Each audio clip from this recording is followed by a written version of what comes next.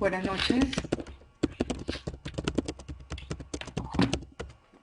un gusto saludarlos, espero que el sonido y todo esté ok. Mi nombre es María Alejandra Saugal, soy odontóloga, especialista en periodoncia y medicina oral, y la noche de hoy les traemos una conferencia de actualidad en la cual vamos a desarrollar el tema de la salud oral y la salud sistémica. Vamos a establecer de alguna manera si es un mito o si es una realidad, todo lo que se está hablando en este momento. Al hablar de salud sistémica, es importante tener en cuenta que las enfermedades pueden presentar manifestaciones en la cavidad oral. Desde el principio hemos sabido y se han escuchado reportes, como por ejemplo el caso del sarcoma de Kaposi, que lo vemos en esta fotografía, que fueron las primeras manifestaciones que asociaron con el VIH-Sida. Y fue a partir de esto que empezaron a hacer las investigaciones en el tema. También tenemos casos como, por ejemplo, candidiasis, que está relacionado con pacientes inmunosuprimidos, y son hallazgos que podemos realizar nosotros los odontólogos y podernos alertar y hacer unas remisiones en los momentos adecuados para que el médico tratante llegue a unas conclusiones y un diagnóstico acertado. También algunas enfermedades sistémicas pueden contraindicar o limitar los tratamientos odontológicos. También pueden desencadenar fiebre reumática, endocarditis bacteriana. Tenemos múltiples enfermedades que están asociadas con bacterias. Y en este caso, por ejemplo, la enfermedad periodontal es una enfermedad asociada con bacterias, como lo vamos a ir desarrollando en la presentación. Siempre vamos a hablar de la enfermedad periodontal como un factor de riesgo de las enfermedades y los eventos en salud en general. Los objetivos del tratamiento periodontal en grandes rasgos son, primero que todo, eliminar la infección. Sabemos que la enfermedad periodontal es una enfermedad de origen infeccioso con características inflamatorias, donde se activan todos los componentes de la inflamación. También uno de los objetivos del tratamiento periodontal es eliminar el dolor. No es una condición específica. La enfermedad periodontal no duele. Ese es un problema grave para uno poder hacer diagnóstico. Si el paciente acude a consulta por dolor, la enfermedad ya estaría muy avanzada. Si el paciente acude porque tiene una movilidad, ya tendríamos pérdidas óseas severas. Entonces nosotros sí podemos eliminar el dolor en ciertos casos, mejorando eficiencia masticatoria en términos generales, y también podemos recuperar los tejidos perdidos.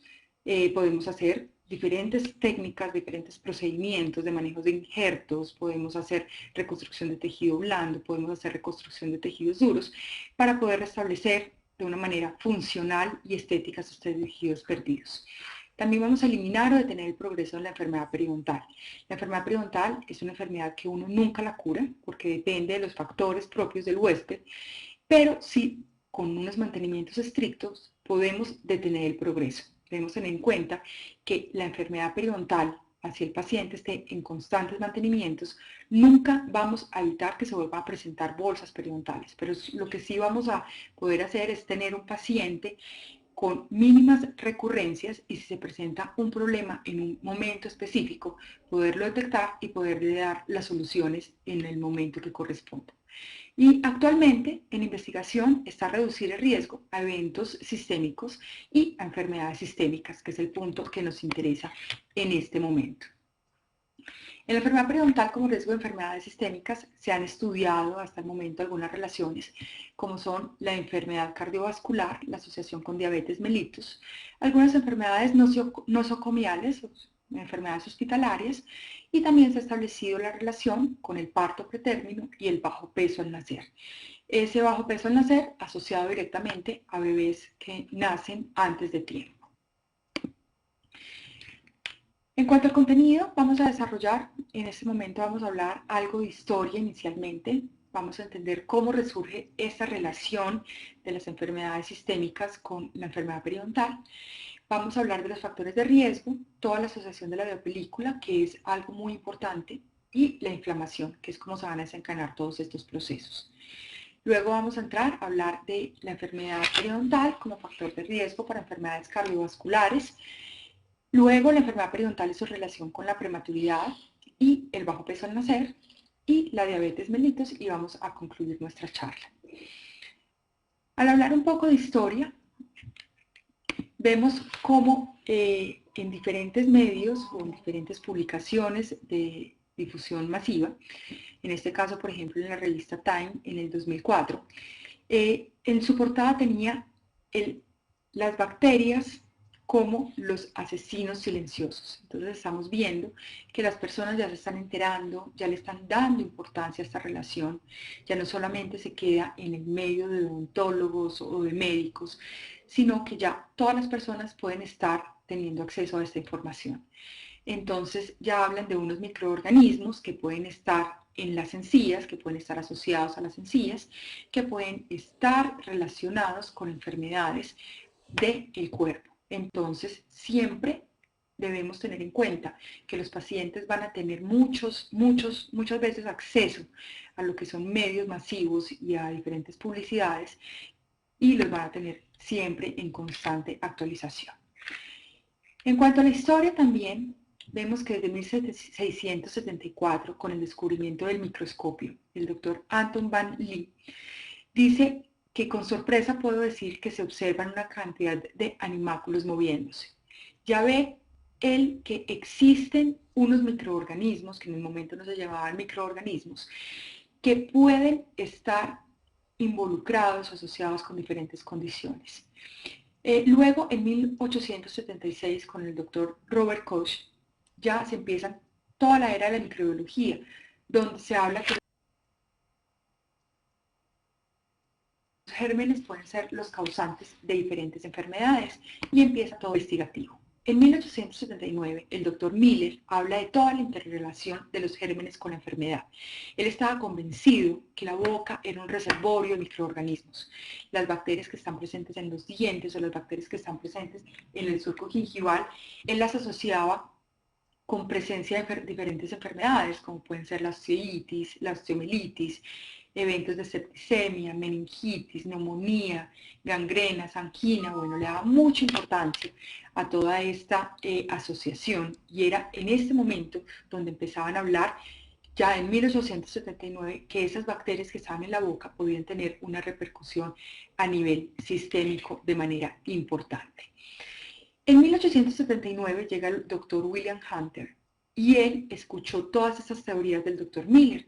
Entonces él empezó a asociar y a ver que los pacientes que llegaban a su consulta podrían tener esos problemas, que toda esta relación de las bacterias que se encontraban en la boca o de las enfermedades de los dientes pueden causar la enfermedad. Entonces él hablaba de una sepsis oral como causa de diferentes enfermedades y la asoció con problemas de amigdalitis, infecciones de oídos, endocarditis, meningitis, nefritis, osteomelitis. Entonces, él siguió investigando esto y hacía publicaciones, era un investigador de alto reconocimiento, hizo una publicación en Lancet, que todos sabemos que es una revista de gran importancia, de alto impacto, donde hablaba del rol de la sepsis y la antisepsis en la medicina. Y en 1911 cambió la denominación de sepsis oral por infección focal. En ese momento, él estaba muy convencido de esta relación y era tanto lo que creía que todos los pacientes que llegaban a su consulta prácticamente salían sin sus dientes. Él dejaba dentro a los pacientes y creía que de esta manera se solucionaban todas las enfermedades que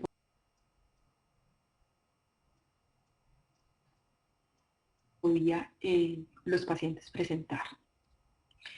Luego pasó el 1952, donde vieron que la remoción de estos focos infecciosos como de los dientes no necesariamente previene o trataba enfermedades. Entonces dijeron que debían ser muy cautelosos, que no podían dejar pacientes sedéntulos, que debían tener mucho cuidado porque habían visto, por ejemplo, casos donde había pacientes con artritis, donde no se les solucionaban los problemas. Entonces, no desconocían que había una relación entre estas bacterias, sino que debían tener mucho más cuidado, debían hacer investigaciones con mucho más rigor científico. La metodología en ese momento no era una metodología tan estricta, pero ya dijeron, paren, no hagan más extracciones de manera indiscriminada y investiguemos, probamos asociaciones y ya tomamos decisiones. Entonces, esto era la parte de la historia. Vamos hasta 1952 y podemos en este momento hablar de cómo va a resurgir esta relación de toda la parte del compromiso sistémico con los problemas o las bacterias orales. Empezó con experimentos de virus de herpes aviario en gallinas libres de gérmenes que indujeron diferentes tipos de enfermedades arteriales. También vieron cómo pacientes con periodontitis avanzada eran pacientes que llegaban, por ejemplo, al Reino Unido, donde el doctor Matila en 1989, esto ya es un poco más reciente, donde pacientes con periodontitis avanzada eran pacientes que tenían más infartos, que eran pacientes con problemas cardíacos. Entonces ahí es donde resurge esta relación, ya era observación prácticamente de los problemas o de las características orales que tenían estos pacientes para desarrollar problemas cardíacos posteriormente. También el doctor Di Stefano en el 93, esto sí es publicado en el Enhance 1, decía que las personas con periodontitis tenían un incremento hasta de un 24% en el riesgo coronario. Entonces ya tenían algunos porcentajes, ya tenían unas observaciones mucho más reales donde valía la pena seguir investigando y por eso es que se habla del resurgimiento de esta relación.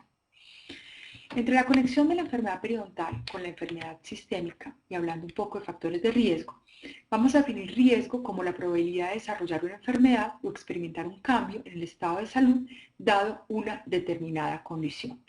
En ese momento todas las enfermedades, prácticamente todas las enfermedades de las que nosotros estamos hablando que son enfermedades multifactoriales. Tienen que existir diferentes condiciones para que se presenten. La enfermedad periodontal es una enfermedad multifactorial que depende en gran medida de la predisposición que tenga la persona a tener esa enfermedad.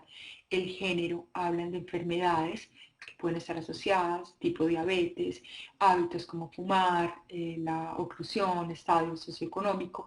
Hay diferentes factores que se unen y también son diferentes factores de riesgo compartidos con estas diferentes enfermedades. Entonces, son factores de riesgo que debemos tener muy en cuenta porque los debemos controlar para tener nuestros pacientes en un equilibrio, porque todo puede estar completamente relacionado o asociado.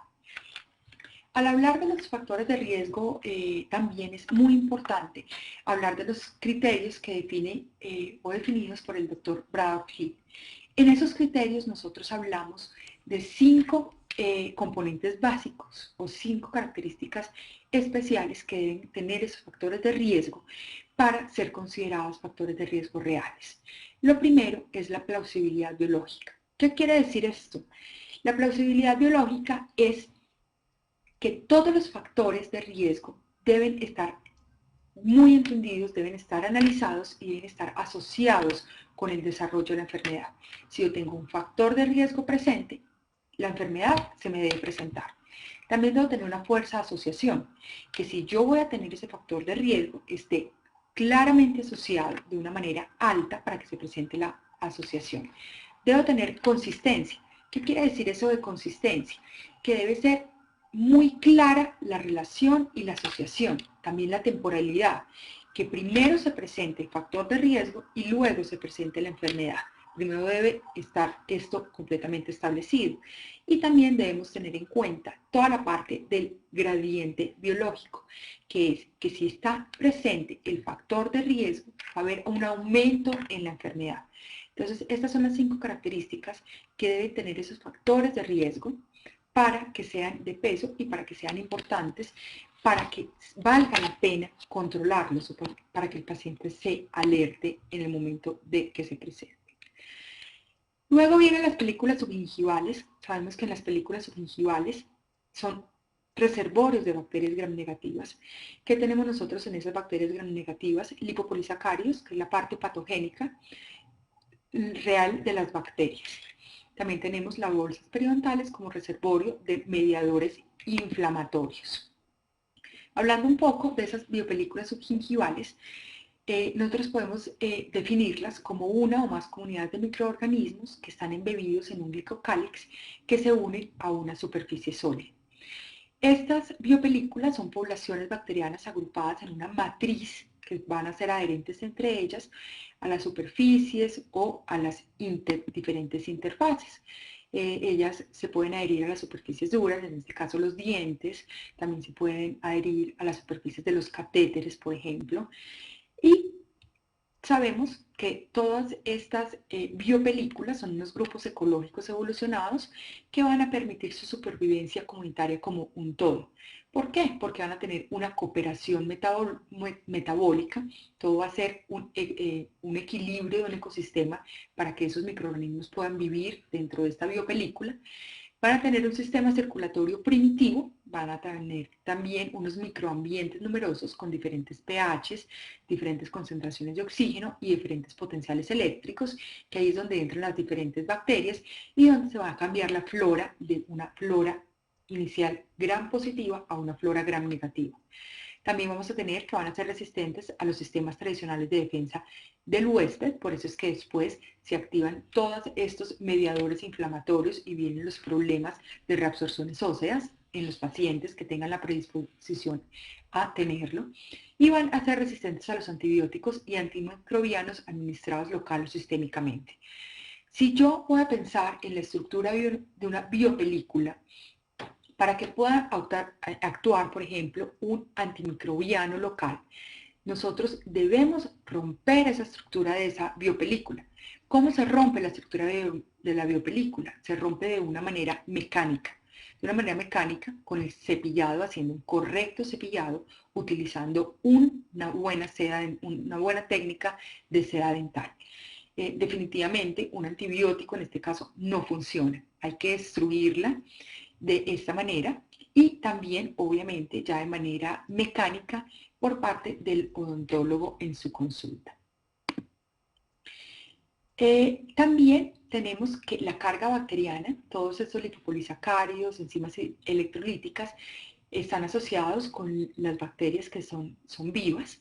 También vamos a tener eventos de bacteremias. Estas bacteremias son el paso de estas bacterias a circulación sanguínea a través de las rupturas de los endotelios de las venas o de los grandes vasos de las arterias.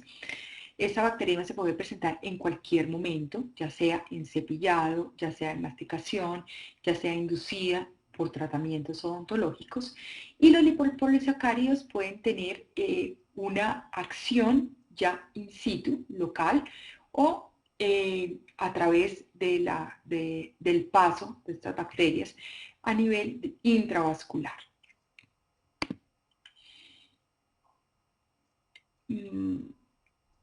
Debemos tener mucho cuidado porque en este momento todos estos lipopolisacáridos pueden estar colonizando o pueden venir de todas estas bacterias, por ejemplo de la porfiromona gingivalis a través de la circulación sanguínea, y pueden, como lo vamos a ver más adelante, colaborar en procesos de la formación de las placas ateromatosas, que son los problemas reales de la relación y de la asociación. En cuanto a la bolsa periodontal como reservorio de esos microorganismos, sabemos que existen una secuencia y una serie de eventos muy claros que van a estimular la respuesta inmune. Toda la parte de la activación de la respuesta inmune viene por unas citoquinas específicas. ¿Cuáles son las citoquinas que se nos van a activar en todo este proceso? Vamos a tener la citoquina de tipo interleuquina 1 alfa, la interleuquina 6, el factor de necrosis tumoral alfa, las prostaglandinas C2. Entonces tenemos toda esta activación por toda esta estimulación que hacen estos lipopolisacáridos de estas bacterias, que eso es el problema real que nosotros vamos a tener. Entonces por eso se habla que es un reservorio de mediadores inflamatorios para este caso. Vamos a tener unos conceptos básicos, vamos a tener una flora patógena, vamos a tener unos productos específicos de estos microorganismos específicamente haciendo referencia a sus lipopolisacáridos. Vamos a tener, como les decía, unas citoquinas y unos mediadores inflamatorios que me van a llevar a una destrucción de los tejidos y una reabsorción ósea y una formación previa de bolsas. Y todo esto va a estar condicionado por unos factores de riesgo específicos que me van a estar condicionando el desarrollo, la evolución y la progresión de la enfermedad periodontal.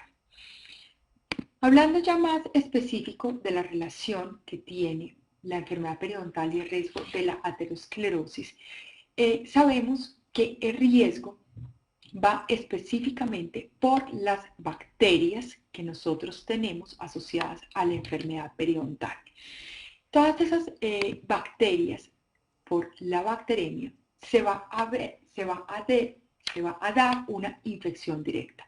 Se va a estimular una producción de citoquinas y se van a estimular unas moléculas proinflamatorias o procoagulantes, que son las proteínas C reactivas y el fibrinógeno. Esta proteína C reactiva es una proteína proinflamatoria que va a estar presente en procesos inflamatorios y está muy asociada para describir o explicar el riesgo que tiene un paciente o una persona de sufrir algún evento cardiovascular.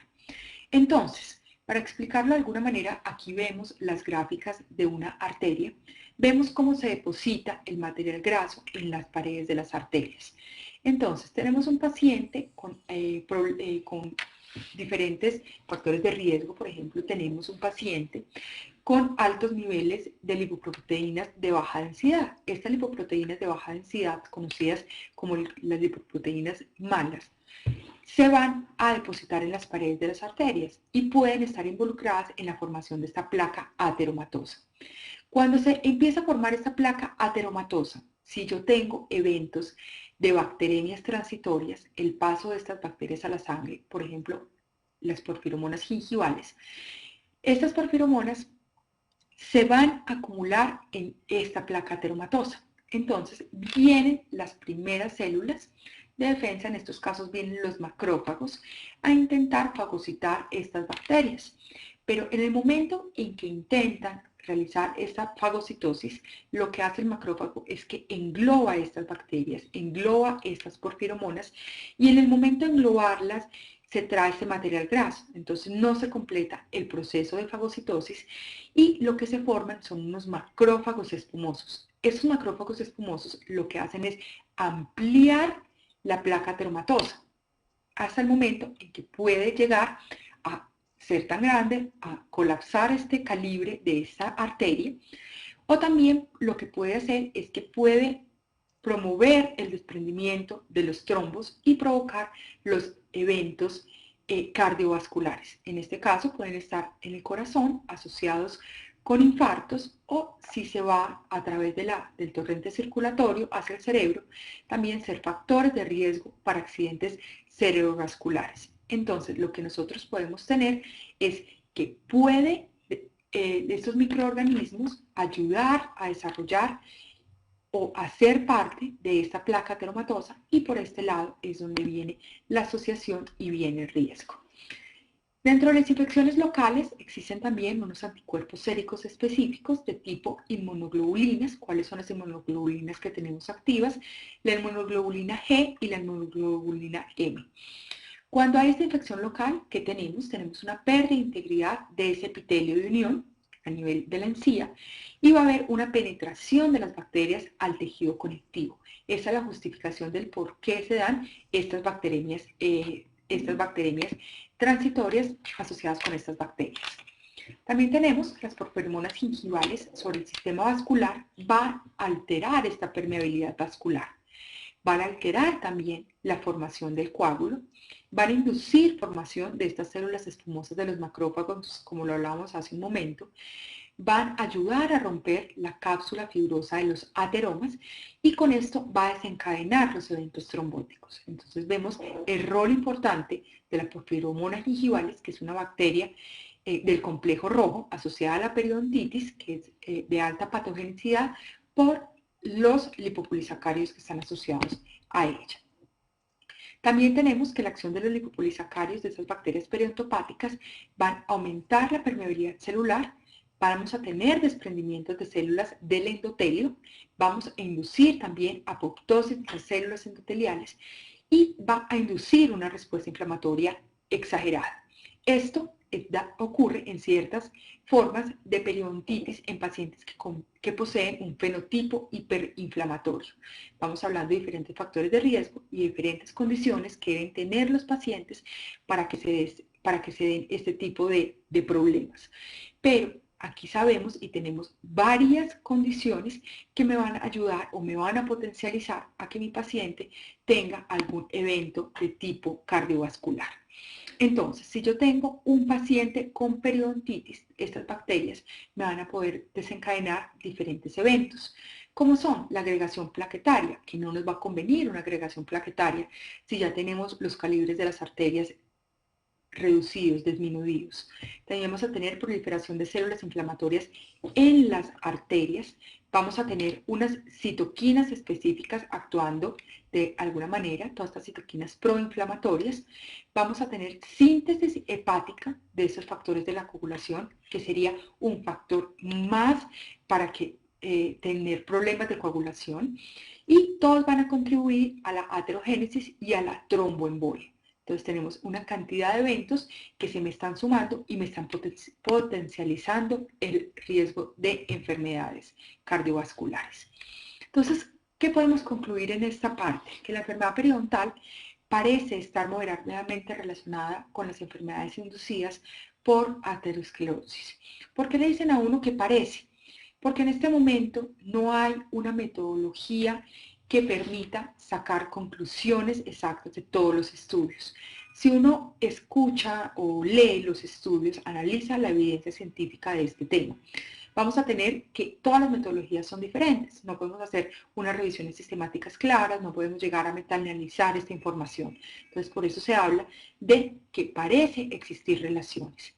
La pérdida, a medida en que se va dando la infección o la inflamación periodontal, va a influir en la iniciación o la progresión de la aterosclerosis, y todo este proceso en ese momento se desconoce, por eso se sugieren más investigaciones para determinar si definitivamente la relación es causal y vale la pena determinar esta asociación. ¿Esto cómo se logra? Con estudios longitudinales muy específicos. Sabemos que los estudios longitudinales para este tipo de enfermedades es un poco complejo porque tienden a ser muy largos. No puede uno tener un paciente con una enfermedad periodontal y esperar a que desarrolle el evento, pero sabemos que es la mejor forma de hacer la investigación. Esto queda en el aire de alguna manera, pero definitivamente existe una relación y ahí es el sitio por donde va la investigación en este momento. Al hablar de la enfermedad periodontal y su relación con prematuridad y bajo peso al nacer, definimos como bajo peso al nacer todo niño que nace con menos de 2.500 gramos y nace al menos o inferior a las 37 semanas de gestación. Estos son criterios establecidos por la OMS desde la década de los 50 y así es como establecen toda esta parte. ¿Qué se dice? Que las infecciones y la respuesta inflamatoria está dada por áreas o focos de hemorragia, pobre perfusión fetal, restricción en el crecimiento fetal y puede existir dolor. Están también en estudio las partes de cómo funciona la parte de la placenta, cómo reacciona el útero, cómo es la condición de las membranas coroamnióticas del fluido amniótico, pulmones y la circulación fetal. Todo esto puede llevar a una hiperactividad del músculo liso, va a aumentar la contractibilidad del útero, va a haber dilatación del cervix y todo esto va a disparar la labor del parto. Nosotros tenemos conocimiento de diferentes factores de riesgo que me pueden llevar a un parto pretérmino con bajo peso al nacer. Hay factores importantes como por ejemplo la edad, mujeres que tengan menos de 17 años o mayores de 34, que no son condiciones extrañas en este momento. La raza negra también condiciona como factor de riesgo, bajo cuidado prenatal, infecciones como por ejemplo todas las infecciones del tracto genitourinario, factores de riesgo como el hábito de fumar, el alcohol, son diferentes y múltiples los factores y eso es lo que se han basado los estudios. ¿Cómo la relación directa o cómo han justificado esa relación directa de la enfermedad periodontal, ya sea gingivitis o ya sea periodontitis. En Sudamérica, el doctor López en Chile ha demostrado estudios de intervención desde gingivitis y la asociación desde la gingivitis igualmente, no necesariamente una enfermedad periodontal de tipo periodontitis establecida. Entonces, las hipótesis que hay desde esta asociación las establecen desde dos puntos de vista. La primera es que al yo tener enfermedad periodontal se producen una serie de citoquinas de tipo interleuquina 1 beta, factor de necrosis tumoral alfa, prostaglandina D2, que a distancia pueden desencadenar el proceso fisiológico del parto, porque son las mismas citoquinas proinflamatorias que van a activar el proceso fisiológico del parto. La otra teoría de la que se habla es que como las bacterias vienen a través de la circulación sanguínea, se van y se alojan en las venas umbilicales. Y ya en estas venas umbilicales se desencadena toda esta producción de las citoquinas proinflamatorias y vamos a llegar a un parto pretérmino. Entonces tenemos desde el punto de vista de la inflamación local la relación y también por la bacteremia y el contacto de estas bacterias o el alojarse estas bacterias en las venas umbilicales propiamente dichas. Estas serían las dos hipótesis que hay planteadas en este momento. De 12 de 663 publicaciones, los estudios tienden a mostrar asociación y son buenos diseños. No es clara la relación causal, teniendo en cuenta los criterios de los que hablamos antes, pero se habla de que hay una evidencia preliminar que surge que la intervención periodontal puede reducir los resultados adversos del embarazo, que son estudios que ya han hecho. Hablando un poco de estos estudios y de la asociación que se ha dado, si nosotros lo vamos a ver en medidas específicas de asociaciones de riesgo, en ORs, la enfermedad periodontal en diferentes estudios ha tenido medidas de asociaciones de riesgo de 3.5 a 12.8 veces más de desarrollar la condición, que en este caso sería el parto pretérmino si se tiene enfermedad periodontal. Las otras factores de riesgo, como las infecciones del tracto genitourinario, vaginosis, nivel de escolaridad bajo, en los diferentes estudios han perdido asociación. Sustancias psicoactivas se hablan de 1.7 veces más de riesgo. Cigarrillo también muestra asociación. La edad en algunos artículos muestra asociación, en otros artículos no muestran la asociación. Entonces vemos que se comportan de diferente manera los diferentes factores de riesgo, pero la enfermedad periodontal siempre tiene un factor de asociación muy claro y concreto, por eso es la importancia que se le da de tenerla en cuenta y la misma conclusión que dimos antes, necesitamos estudios serios, seguir estudiando en esa relación y tenerla en cuenta y definitivamente tener a nuestros pacientes informados al respecto. En cuanto a la enfermedad periodontal y la diabetes mellitus, tenemos que siempre hemos hablado que es una asociación de doble vía. ¿Qué significa una asociación de doble vía? Si yo tengo una enfermedad periodontal que no está controlada, no voy a alcanzar a tener un control metabólico de la diabetes. Y si yo no tengo un control de la diabetes, no voy a tener estabilidad en la enfermedad periodontal. Entonces hay que tener en cuenta toda esta parte de esta relación para tener éxito en nuestros tratamientos. Tenemos en cuenta que la diabetes es un desorden metabólico multifactorial. Hablamos que es una hiperglicemia que se mantiene de una manera crónica. Va a haber unos disturbios en el metabolismo de los carbohidratos, grasas y proteínas y me van a llevar a unos defectos en la generación y o secreción de la insulina y de esta manera es como se define si el paciente es insulino dependiente o no insulino dependiente. Si yo voy a analizar esto de alguna manera, yo puedo tener en cuenta que existen unas bacterias específicas que están relacionadas a una respuesta hiperinflamatoria y a una expresión de citoquinas. Todas estas bacterias y toda esta expresión de citoquinas se da por medio de una acumulación de ellas.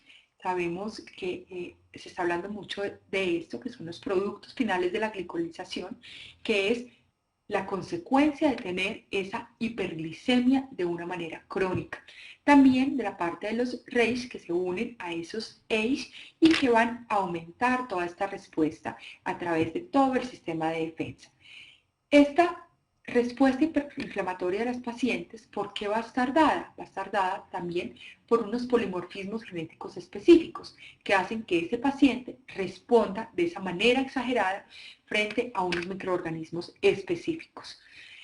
A nivel sistémico vamos a tener unas consecuencias o una expresión en nuestro corazón, en la enfermedad cardiovascular propiamente dicha, y aquí también entran a jugar otros factores específicos, que son unos factores hormonales, que son el factor liberador de la corticotropina, la hormona adrenocorticotropa y el cortisol. Todo esto está activado a través del sistema nervioso central que me van a desencadenar unos efectos específicos. Entonces ya estamos relacionando otros factores de riesgo como las dietas, como la dieta específica, como el hábito de fumar, como la falta de ejercicio, no hacer ejercicio, por ejemplo. Con todos esos factores compartidos me van a generar eventos cardiovasculares. Por eso era que al principio uno hablaba de controlar todos estos factores compartidos para lograr la estabilidad general de nuestro paciente y lograr el equilibrio. La relación de doble vía es que se ha visto una prevalencia de periodontitis aumentada en pacientes con diabetes pobremente controlados o no controlados. Vamos a tener pacientes que van a tener mayor profundidad de bolsas y también pacientes que no se va a controlar la enfermedad periodontal y no se va a lograr esta cicatrización de conectivo de alguna manera. Vamos a tener mayor progresión y siempre va a haber una controversia sobre el impacto del tratamiento periodontal sobre el control de la glicemia por los estudios que hay en este momento. La susceptibilidad de la infección en un paciente diabético está dada por las deficiencias en el aparato locomotriz de los polimorfonucleares neutrófilos. Vale la pena aclarar que el surco gingival se ha denominado como el cementerio natural de estos polimorfonucleares neutrófilos. Entonces tenemos neutrófilos que están disminuidos porque son el último sitio donde llegan, el surco gingival, y aparte de eso vamos a tener deficiencias en su aparato locomotriz que me va a llevar a tener deficiencias en la quimiotaxis y en la fagocitosis. También voy a tener alteración en el metabolismo del colágeno y tenemos que la encía, el tejido blando, el hueso, el componente estructural es el colágeno. Entonces vamos a tener menos proliferación y menos crecimiento celular. Vamos a tener reducción en la síntesis de colágeno y en todo este turnover.